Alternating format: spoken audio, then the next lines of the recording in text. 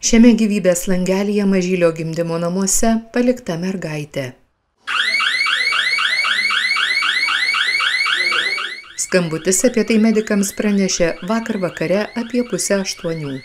Iškvietėm tarnybas ir perdavėm medikams, nes šių namų medikai, jų kompetencija yra naujagimių priežiūra. Gyvybės langelyje palikta mergytė, pasak pareigūnų, buvo tvarkingai aprengta, kad nesušaltų, apklota.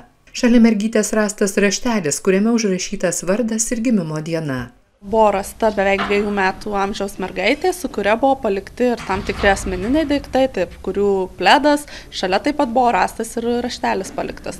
Vaikštančią ir kalbančią mergaitę apžiūrėjo medikai. Įvertinę sveikatos būklę nustatė, kad ji sveika, todėl Mažylė perduota budinčiam globėjui. Teko raminti vaiką, buvo ašarų, taip tikrai daug ir tai vaikui tikrai skaudus įvykis, kurio pasiekmes matysim laike, bet organizuojama pagalba pagal vaiko amžių. Pirmiausia, namų aplinka, namų šiluma, tiesiog labai individualus dėmesys ir kad vaikui numalšinti tą įvykį. Pasak Andželikos Vežbavičiūtės, tai vyriausias gyvybės langelyje paliktas vaikas.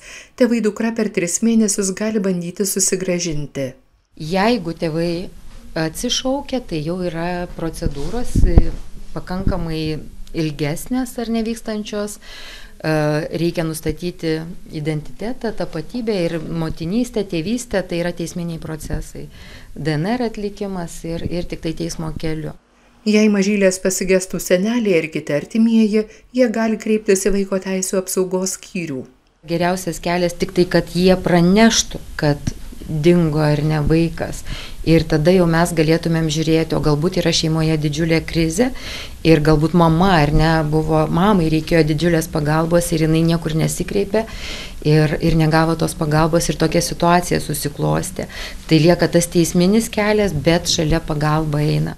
Gyvybės langeliai veikia maždaug 10 įstaigų įvairiuose šalies miestuose. Šiemet juose palikti 5 vaikai.